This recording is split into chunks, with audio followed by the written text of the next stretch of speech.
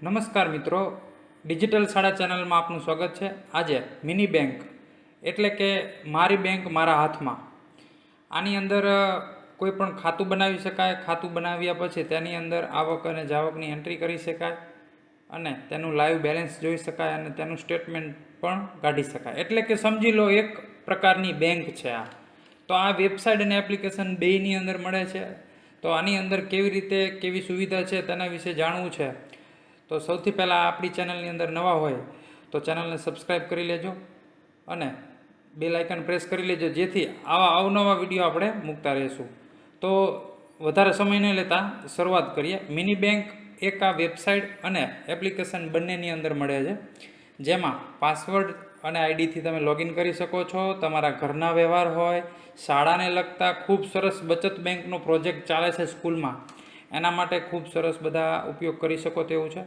તો એના માટે બેંક માટેના જે અમુક ફોર્મ છે તો તે તમે ડાઉનલોડ અહીંથી કરી શકો છો કે પૈસા માટેની ઉપાડવા માટેની ઉપાડ ચીઠ્ઠી છે, પછી એને જમા કરવા માટેની ચીઠ્ઠી છે। એક્સેલ ફાઇલની અંદર ડાઉનલોડ કરી અને પોતે સુધારો કરીને તમે રાખી શકો। સ્કૂલમાં એકાઉન્ટ ઓપનિંગ કરવા માટેનું ફોર્મ હોય તો આવી રીતે તમે વિદ્યાર્થીઓને સરસ પ્રેક્ટિસ થાય બચત બેંકની, એનો ઉદ્દેશ શું છે તે પણ આપણે જાણવાનું છે કે કયા ઉદ્દેશથી આપણે બચત બેંકનો પ્રોજેક્ટ ચાલે છે। તો અહીંયા એના ઉદ્દેશ પણ લખેલા છે, બરાબર। બચત બેંક છે એનો બહુ મોટો ઉદ્દેશ છે। તો શાળાની અંદર આપણે અવશ્ય બચત બેંક શરૂ કરીએ અને આ એક સોફ્ટવેર સરકારી શાળાઓ માટે ખાસ બહુ ઉપયોગી છે। વધારે સમય નથી લેવો, લોગિન કરીએ। અહીં એક ડેમો લોગિન આપેલું છે, તે તમે યુઝર સ્કૂલ અને પાસવર્ડની અંદર 1 2 3 નાખી અને લોગિન કરી શકો છો, જેની અંદર આ પાસવર્ડ જે છે એ તમે પોતાની રીતે ચેન્જ પણ કરી શકો છો। આપણી સ્કૂલનું નામ અહીં ઉપર આવી જશે સ્કૂલનું આઈડી પ્રમાણે। પછી અહીં home, balance check, report, STD update, password change, આ એક મેનુ છે ઉપરના। અને એ મેનુ આધારે અહીં સૌથી પહેલાં હોમ પેજની અંદર દાખલા તરીકે એક વિદ્યાર્થીનું નામનું એકાઉન્ટ આપણે બનાવી લઈએ છીએ। દાખલા તરીકે અત્યારે આપણે પટેલ પાયલ એમ આવું એકાઉન્ટ એક આપણે બનાવી લઈએ છીએ અને 5મા ધોરણમાં છે, તેના એકાઉન્ટ નંબર આપણે અત્યારે 4 5 6 આપણે લઈ લઈએ છીએ।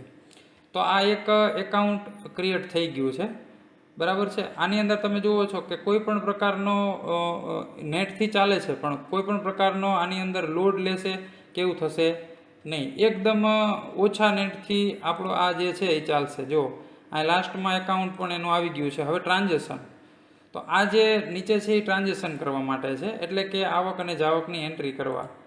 તો પટેલ પાયલ એમ શરૂઆતની અંદર માની લો કે એ ખાતું ખોલાવવા આવે છે ત્યારે 25 રૂપિયાથી ખાતું ખોલે છે। અને ખાતું કોણ ખોલે છે? શિક્ષક હોય તો શિક્ષકનું નામ અહીં લખી શકાય અથવા ખાલી પણ મૂકી શકાય, અથવા કોઈ વિદ્યાર્થીઓને આપણે આપ્યું હોય, મોટા વિદ્યાર્થીઓને જરા પ્રેક્ટિસ કરવા માટે કેશિયર તરીકે, માની લો કે એક છે કરણ છે, તે આ 8A નો વિદ્યાર્થી છે, તે આ સંભાળે છે, તો આપણે આવી રીતે કરી શકાય। એટલે આ જે પટેલ પાયલ એમ છે એના 25 રૂપિયા ક્રેડિટ અહીંયા લાઈવ બેલેન્સ થઈ ગયું છે, બરાબર છે। પછી પટેલ પાયલ છે એ સિલેક્ટ કરીને આપણે એની ટ્રાન્ઝેક્શન હિસ્ટ્રી કાઢવી હોય તો અહીંથી ટ્રાન્ઝેક્શન હિસ્ટ્રી દ્વારા આપણે અહીં જોઈ શકીએ। પછી માની લો કે પાયલબેનને કંઈક જરૂર પડે છે અને એ 10 રૂપિયા લઈ જાય છે, બરાબર। શેના માટે લઈ જાય છે એવું આપણે અહીંયા લખી શકીએ, અથવા તો એને કોણ આપે છે એવું લખી શકીએ। દાખલા તરીકે નોટબુક માટે લઈ જાય છે, બરાબર। આવી રીતે લખી 10 રૂપિયા એ અહીં ડેબિટ આપણે કરવાના છે। તો આ જે 25 બેલેન્સ છે અહીંયા 15 બેલેન્સ થઈ જશે, એટલે લાઈવ બેલેન્સ જ અહીંયા આપણને પાયલબેનનું મળે છે। અને એની સાથે સાથે અહીંયા તમે હિસ્ટ્રી પણ ચેક કરશો તો પાયલબેનની હિસ્ટ્રી પણ આપણે અહીં જોઈ શકીએ છીએ। આ જે છે એ એકાઉન્ટ બનાવવાનું, ટ્રાન્ઝેક્શન કરવાનું અને હિસ્ટ્રી ચેક કરવાનું સરસ મજાનું પેજ છે। હવે બેલેન્સ ચેક એટલે કે આપણે વાલી એને ઘરે બેઠા બેલેન્સ ચેક કરી શકે એ માટે આપણે એને અલગથી આઈડી આપવું હોય તો પણ આપણે આપી શકીએ। દાખલા તરીકે અહીં આપણે એક વાલી અને 1 2 3 નું આઈડી બનાવેલું છે, તો એ વાલી છે એ ઘરે બેઠા એના માની લો કે પાયલનો આપણે નંબર 4 5 6 હતો, તો એને સર્ચ કરશે એટલે અહીં બતાવશે પટેલ પાયલ એમ 5મું ધોરણ, એનો એકાઉન્ટ નંબર આવી જશે, કેટલું બેલેન્સ અત્યારે છે એ આવી જશે, અને એની કોપી કે પ્રિન્ટ એવું કંઈ લેવું હશે તો પણ તે લઈ શકે છે. એટલે આ એક સરસ મજાનું વાલી પણ ઘરે બેઠા એક બેન્કિંગનો વ્યવહાર જાણી શકે વિદ્યાર્થી વિશે, એવું સરસ પ્લેટફોર્મ છે. અને વાત આગળ કરીએ, હજુ આ સોફ્ટવેર કે એપ્લિકેશન ગણો એનું 50% કામ નથી થયું, હજુ ઘણું અંદર બાકી છે. એક તો આપણે પોતે અહીંથી બેલેન્સ ચેક કરી શકીએ છીએ, આપણાની અંદર લોગિન કરવાની જરૂર હોતી નથી, અહીંથી ડાયરેક્ટ આપણે અંદર જ આપણે એનું બેલેન્સ ચેક કરી શકીએ છીએ. અને હોમ પેજ ઉપર આપણે જેમ વાત થઈ એમ કે અહીં આપણે જે અહીંયા પટેલ પી દબાવશો એટલે તમે એનું નામ આવી જશે, અને એનું અહીં બેલેન્સ પણ લાઈવ બતાવશે. એટલે બેલેન્સ છે એ આપણે એમ જ જોઈએ છે, ગમે ત્યાંથી જોઈ શકીએ છીએ.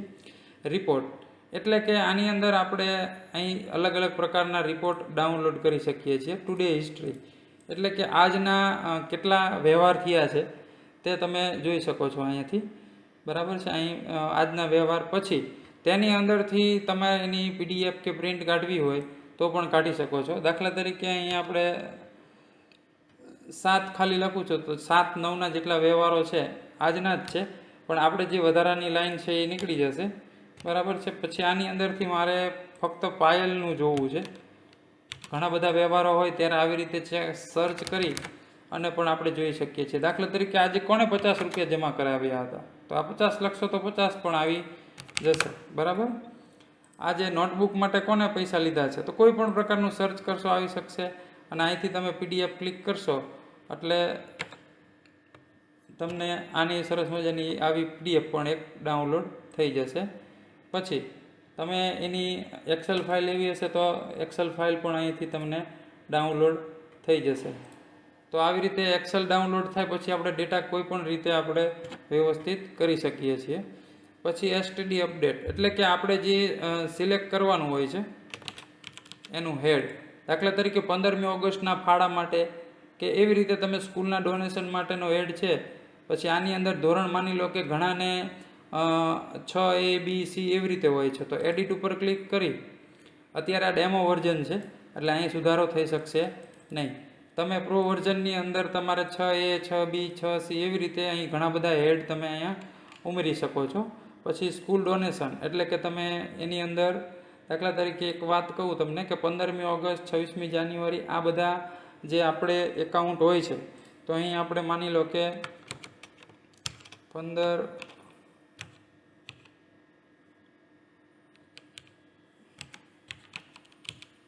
ઓગસ્ટ બરાબર આવી રીતે એક બનાવી લીધું છે, અને એ સ્કૂલ ડોનેશન છે, એનો એકાઉન્ટ નંબર માની લો કે 1 આપી દીધો આપણે.